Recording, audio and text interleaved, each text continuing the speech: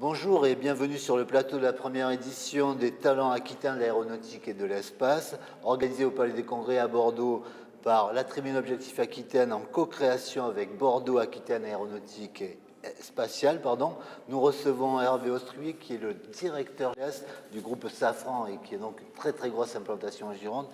Hervé Ostruy, est-ce que vous pouvez nous rappeler un petit peu la photographie d'Héraclès en Gironde et les métiers que vous couvrez dans vos sites?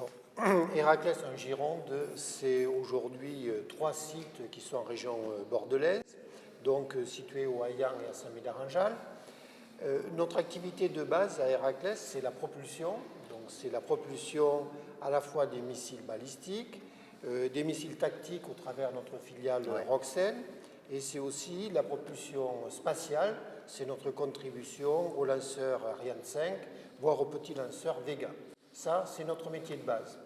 À partir de ce métier de base, on a développé des technologies avec des matériaux qu'on dit thermostructuraux, c'est-à-dire des matériaux légers qui résistent à haute température.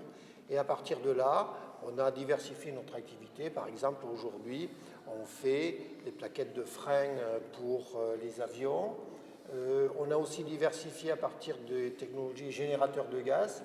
On a été amené à développer une activité civile qui est la production de Propergol pour générateurs de gaz Airbag, par exemple. Ah oui, bien sûr. Ouais. Voilà. Bon, vous êtes, on peut rappeler, le numéro 2 mondial du Propergol solide, donc vous êtes très impliqué dans tout ce qui est industrie spatiale. Oui. Ça va provoquer un changement parce qu'il y a une fusion de toutes les compétences au niveau national entre Airbus et Safran, et vous appartenez au groupe Safran. Oui. Vous pouvez nous dire un petit peu ce qui va se passer en Gironde par rapport à ça? Qu'est-ce qui va se passer en Gironde? Il faut savoir qu'aujourd'hui, dans le spatial, puisque vous le citez, on a aujourd'hui le lanceur Ariane 5, qui est le lanceur le plus fiable au monde. Il y a eu 69 lancements consécutifs sans aucun problème. La seule difficulté, c'est qu'aujourd'hui, il y a une compétition mondiale dans ce domaine et qu'on est obligé d'imaginer des coûts de lancement qui seront sensiblement réduits pour l'avenir. On parle par exemple de 40% de moins pour faire face à la compétition avec les Américains de SpaceX, voire avec des pays émergents comme l'Inde, le Brésil ou la Corée demain.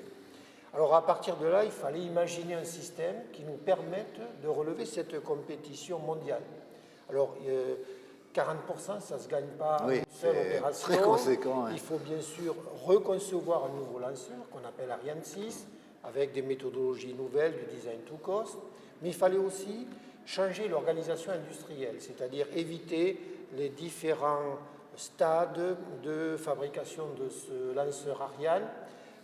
Effectivement, nous faisions, la propulsion, Airbus DS intégrait le système, et il a été décidé que pour relever ce challenge, il fallait regrouper les activités à la fois de Safran Héraclès et d'Airbus DS dans une seule entité pour éviter les interfaces et pour avoir une appréciation homogène de ce qu'il fallait faire pour l'avenir.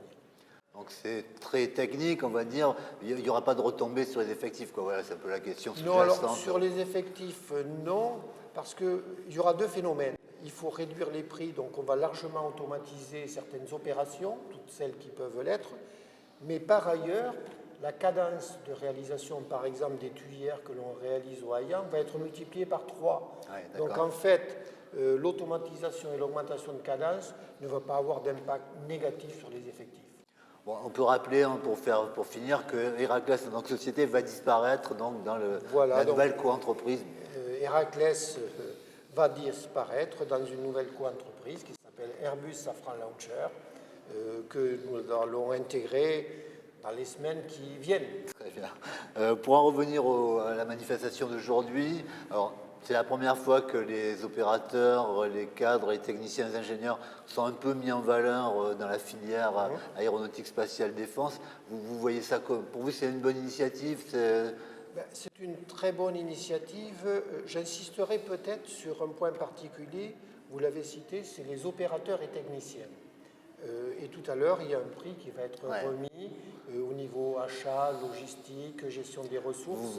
D'ailleurs, vous avez primé à des opérateurs et techniciens. Je crois que c'est très important parce que ces fonctions-là ne sont pas forcément les plus en vue dans une entreprise. Dans une entreprise, on parle des commerciaux qui obtiennent des contrats, on parle de la production qui est capable de faire ça. On parle de la conception, des ingénieurs de conception qui font des nouveaux produits. Et puis on parle assez peu de ces fonctions qu'on dit transverses ou fonctions support, mais qui sont, à mon avis, majeures dans l'efficacité d'une entreprise. Et par rapport aux objectifs que j'ai cités tout à l'heure, je crois qu'il est très bon de mettre en valeur, et je trouve que cette initiative est vraiment particulièrement adaptée, de mettre en valeur ces gens-là qui, dans leur travail quotidien, probablement un peu moins médiatique, font aussi que la rentabilité de l'entreprise, son efficience économique sera boostée par leur apport à l'activité globale. Hervé Osprey, je vous remercie beaucoup d'être venu sur notre plateau pour nous éclairer sur cette opération. Je vous dis à bientôt, bien sûr, on espère que vous reviendrez. Ok, merci à vous. Au revoir. Au revoir.